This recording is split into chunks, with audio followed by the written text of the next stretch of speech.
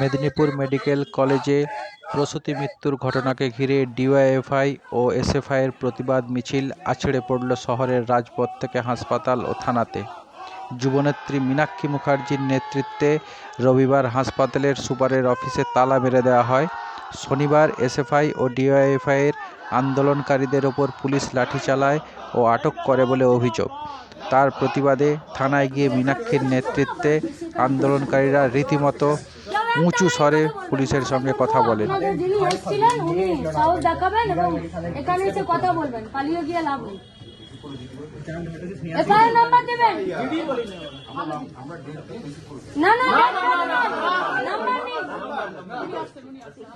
ওটা যেভাবে রিসিভ করে সেভাবে নিন, তারপরে আপনাদের লিগালি যা কিছু গ্রহণ করার করবেন।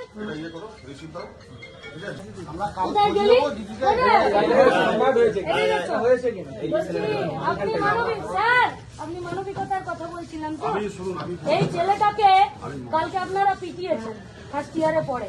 আমাদের ভয় নেই, আপনি এটা দেখে রাখুন। আমাদের পুলিশের অনেকেই আহত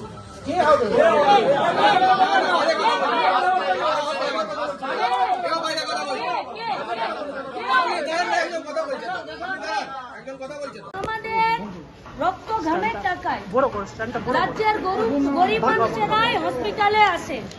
পরশু থেকে এমএসভিপি পালাচ্ছে। রাজ্যের স্বাস্থ্যমন্ত্রী, মেদিনীপুর মেডিকেল কলেজের সুপার, প্রিন্সিপাল, এমএসভিপি এদের যদি বুকের কলেজায় দম থাকতো তাহলে কাল থেকে আজ পর্যন্ত আমাদের মুখোমুখি হওয়ার এরা চেষ্টা করত, কিন্তু এরা পালিয়ে বেড়াচ্ছে। সব থেকে বড় ব্যাপার হলো এদের মালকিন রাজ্যের স্বাস্থ্যমন্ত্রী, তার মুখে টু বেরোচ্ছে না। কেন মেদিনীপুরে আমাদের প্রসূতি মারা গেল? জাল ওষুধ একদিনে পশ্চিমবঙ্গের মেডিকেল কলেজগুলোতে আসছে না, উত্তর থেকে দক্ষিণ গোটা রাজ্যের সব জেলার মেডিকেল হসপিটালে জাল ওষুধের রমরমা। আর এই জাল ওষুধগুলোই এদের কোম্পানিগুলোই তৃণমূল আর বিজেপিকে ইলেকটোরাল বন্ডে গাদা গাদা টাকা দিচ্ছে ভোট করানোর জন্য, লুট করানোর জন্য, বোম পিস্তলের জন্য। মরছে আমাদের প্রসূতি মায়েরা, পুলিশ লেলিয়ে দিচ্ছে। পুলিশ এখানে রাজ্য সরকারের পুলিশকে আমরা বলছি, আপনাদেরকেও যদি রাস্তায় যেতে গিয়ে আপনাদের যদি কোথাও অ্যাক্সিডেন্ট হয়, সবার প্রথম এই হসপিটালে আপনাদেরকে আসতে হয়, সরকারি হসপিটালে। আর এসে যদি আপনাদেরকেও ফাঙ্গাস वाला একটা স্যালাইন চাপিয়ে দেয়, তারপরে আপনাদের এই বুকের ছাতি চওড়া করে, মাথায় হেলমেট আর হাতে লাঠি নিয়ে পেটাতে আসতে পারবেন তো? কাকে পেটাবেন আপনারা? আজকে ওরা আমাদের ভয়ে তালা দিয়ে দিয়েছে, আজকে আমরাও এখানে তালা দিয়ে গেলাম। দম যদি থাকে তাহলে আমাদের সাথে আগে কথা বলে তারপরে এই তালা খুলে বসবেন। যে অফিস থেকে জাল ওষুধ এরা বের করে, যে অফিস থেকে এরা মানুষকে মারার চক্রান্ত করে, সেই অফিস চলার প্রয়োজন আছে? না। মানুষ মারার অফিস চলতে দেব? না। তাহলে মানুষ মারার অফিস বন্ধ থাকবে, না? আর এই হসপিটালের ভেতরে আমরা জানি অনেক মেডিকেল স্টাফ আছেন, অনেক ডাক্তারবাবুরা আছেন যারা নিজেদের জান কবুল করে গরিব মানুষের, রোগীদের চিকিৎসার ব্যবস্থা করেন। আমরা এই সমস্ত মিডিয়া বন্ধুদের মাধ্যমে আপনাদেরকে আমরা জানাতে চাইছি, আপনারা নির্ভয়ে কাজ করুন, কারো কাছে মাথা নামাবেন না। যদি কোনোদিন কোথাও কোনো অসুবিধায় পড়েন, দেখবেন বাইরে বামপন্থী ছাত্র, যুব, মহিলা, এসএফআই, ডিওয়াইএফআই, অ্যাডবা আপনাদের সিকিউরিটির জন্য দাঁড়িয়ে আছে। এই পুলিশের উপরে আপনাদেরকে ভরসা করতে হবে না, যারা আমাদের কমরেডদেরকে জেলে পুরে রেখেছে। এখান থেকে আগামী দিনে স্বাস্থ্য ভবন অভিযান, আর দরকার পড়লে এদের সিএমওএইচ এবং বিএমওএইচ এর কাছে গোটা মেদিনীপুরের সাধারণ মানুষ জবাব চাইতে যাবে। যাবে তো? যে রোগীরা হসপিটালে ভর্তি আছেন জাল ওষুধের জন্য, তাদের ট্রিটমেন্টে যাতে কোনো রকমের অসুবিধা এবং গাফিলতি না হয়, তার জন্য সবাই নজর রাখবেন। আর যে প্রসূতি মা মারা গেছে তার পোস্টমর্টম রিপোর্টের উপরে নির্ভর করবে আগামী দিনের এই গোটা রাজ্যের স্বাস্থ্য ব্যবস্থার দুর্নীতির বিরুদ্ধে লড়াই। আমরা জানি না কার কোম্পানির মাল এখানে ঢুকছে, সে কার ভাই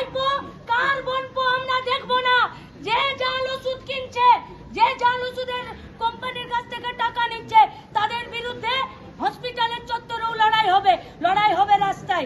মেদিনীপুরের ছাত্র যুব মহিলাদের ডাকে আজকে যারা উপস্থিত হয়েছেন তাদের কাছে আমাদের আবেদন, এই লড়াইয়ে সাথে থাকবেন। উপস্থিত আছে আমাদের ছাত্র যুব মহিলা নেতৃত্বরা, এরা আজকে গোটা আরজি করে ইস্যুটাকে ডাক্তার বাবুকে ধর্ষণ করে খুন করলো, সেই ইস্যুটাকে পুলিশ একজনকে সামনে ভিড়িয়ে দিল, বলল এই খুন করেছে। আর রাজ্য সরকার, স্বাস্থ্য দপ্তর, পুলিশ দপ্তরের তৈরি করা উঠোনে সিবিআই নাচতে নাচতে মাঝখানে ফাইলটাকে দান করিয়ে দিল, আর একজনকে ধরতে পারছে না।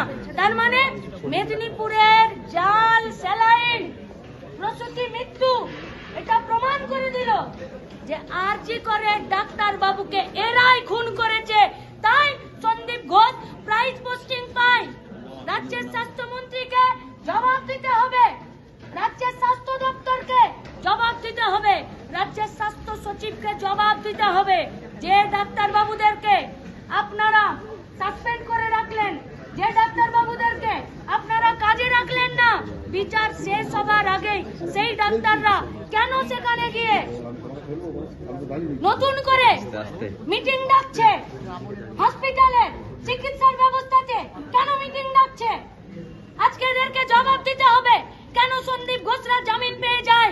তার মানে যারা ওষুধের জাল কারবারি করে, যারা এখানে বেড বিক্রি করে, যারা গরিব মানুষের সঙ্গে স্বাস্থ্যের জন্য ব্যবসা তৈরি করে রেখেছে, আমরা তাদেরকে বলতে চাইছি আরজি করকে আজকে মেদিনীপুর প্রমাণ করে দিল।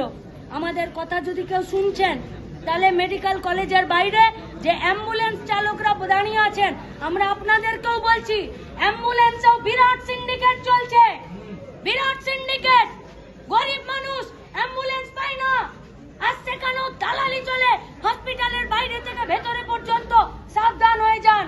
ব্লাড ব্যাংকে দালালি চলছে, রক্ত বিক্রি চলছে, ঘুরপথে রক্ত কর্পোরেটের কাছে বেচে দিচ্ছে। সাবধান হয়ে যান।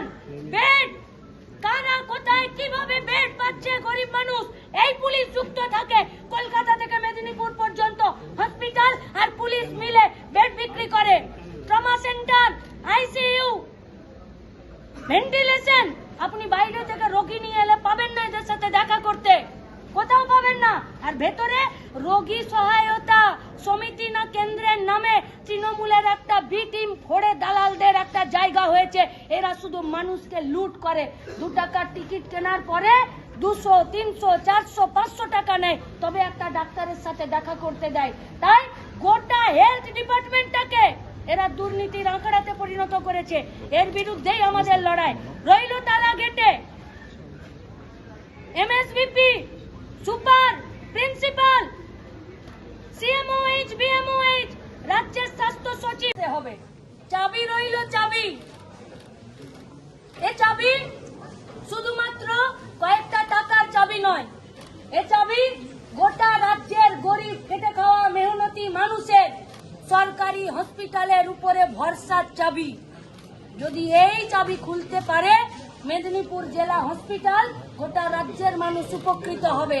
আর এই চাবি, এই তালা যদি খুলতে না পারে, জেনে নিন হসপিটাল, ডাক্তার, ওষুধের উপরে গরিব মানুষের আস্থা, ভরসা আস্তে আস্তে চলে যাচ্ছে। এই ভরসা, এই আস্থাকে ফেরাতে হবে আপনাদের সহযোগিতায়। তাই এ লড়াই চলবে, এ লড়াই আরো সামনের দিকে যাবে। এই জেলার আমাদের ছাত্র যুব মহিলা নেতৃত্বরা আছেন, তারা বলছেন এরপরে আমরা কোন দিকে যাব। দিদি একটু চাবিটা দেখান, দিদি একটু চাবিটা দেখান। তুমি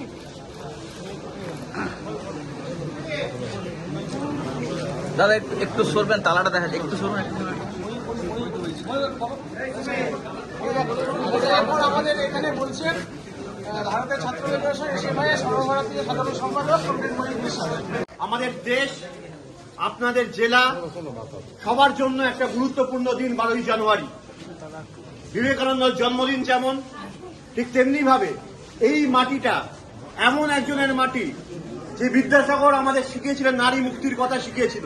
কিন্তু আমাদের যন্ত্রণা হচ্ছে এটাই, আরজি কর থেকে শুরু করে আজকে আপনাদের এই জেলা হাসপাতালে যখন আমাদের মা, আমাদের বোনেরা, তাদের প্রতি যে আচরণ করা হচ্ছে এবং করছে, এই রাষ্ট্র করছে, এই প্রশাসন করছে, আর এই প্রশাসনের মাথায় যিনি বসে রয়েছেন, এই স্বাস্থ্য দপ্তরের মাথায় যিনি বসে রয়েছেন, তিনি একটা শব্দ উচ্চারণ করছে না।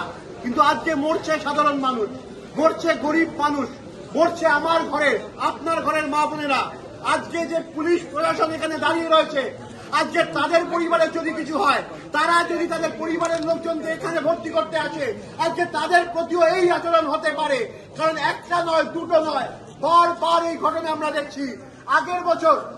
আগের বছর নর্থ বেঙ্গলে একই জিনিস হয়েছে, 5 জন মারা গেছে। আর এখনো আজকে মৃত্যুর সঙ্গে পাঞ্জালোর 4-3 জন, আর এক অধিমধ্যেই এক প্রসূতি মা মারা গেছেন।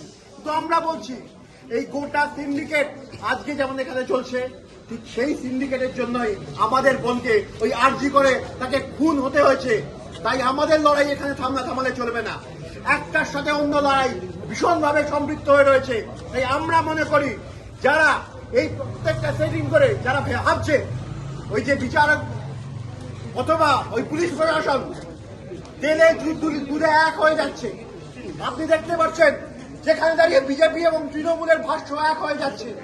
আজকে তাই আমরা মনে করছি এই লড়াই 5 বার লড়াই, এই সেটিং এর বিরুদ্ধে মানুষের লড়াই, রাস্তার লড়াই শেষ কথা বলবে। আর গরিব মানুষকে নিয়ে সে লড়াই আমাকে আপনাকে করতে হবে, এবং আমরা এই লড়াই লড়বো, আর আমরা এই লড়াই জিতবো। এটুকু বলে আবার প্রত্যেককে অভিনন্দন জানাই।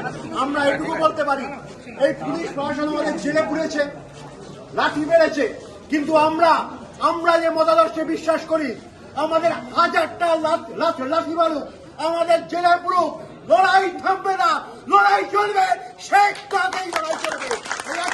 এই রাস্তার লড়াইয়ে আমরা জবাব দেব এবং বিচার আমরা ছিনিয়ে আনবই। ইনকিলাব জিন্দাবাদ।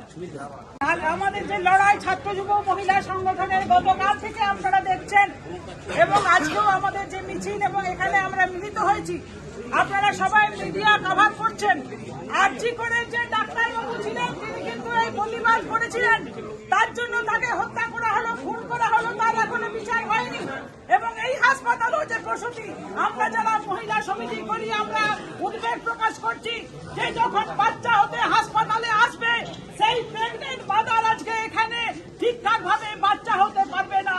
তাহলে তৃণমূল করুন, আর পুলিশই হন, আর সরকারি বিডিও হন, আর যাই হন, আপনার ঘরের মেয়েরাও হয় বাচ্চা হতে আসবে। তাহলে এই নবজাতককে, তার মাকে আজকে সেখানে দুগ্ধ খাওয়ানোর থেকে শুরু করে মানুষ করার থেকে বঞ্চিত হতে শুরু করলেন। এরা গোটা রাজ্যটাকে কাটমানি করছে, খাচ্ছে সব জায়গাতে, বাড়ি ঘর জিনিসপত্র তার দাম বালি। আর এখানেও আমরা দেখছি আজকে সেলাইনের ক্ষেত্রে, ওষুধের ক্ষেত্রেও তারা কাটমানি করছে। সেই জন্য আমরা গণতান্ত্রিক মহিলা সমিতির পক্ষ থেকেও এর প্রতিবাদ করছি। আশা করছি আগামী দিনে গোটা রাজ্যের মানুষের প্রতিবাদ করবেন। এইটুকু কথা বলে আমি সবাইকে অভিনন্দন জানাচ্ছি।